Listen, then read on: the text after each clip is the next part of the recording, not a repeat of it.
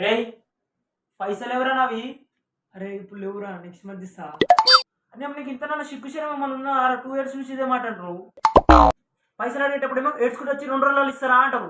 ఆ పైసలు ఇచ్చిన 2 రోజుల్లో ఫోన్ చేస్తే నెక్స్ట్ మంత్ ఇస్తారా అంటావు. ఆ నెక్స్ట్ మంత్ కూడా నేనే కాల్ చేయాలి నీకు. ఇది ఎట్లుంది తెలుసా? నేను నీ దగ్గర అప్పడినట్టుంది. కాదురా మామ, రే ఈ 2 years లో డైలీ 10 రూపీస్ ఇచ్చిన ఎప్పుడు అయిపోతున్నాయి కదా. నేనే అట్లే నీకు అన్ని కలిపి కూడా రోజులు ఇస్తా. అదేరా ఒక్క రోజు ఎప్పుడు వస్తుంది? వస్తుందిరా రోజు త్వరలో. నా బొంగు వస్తుంది.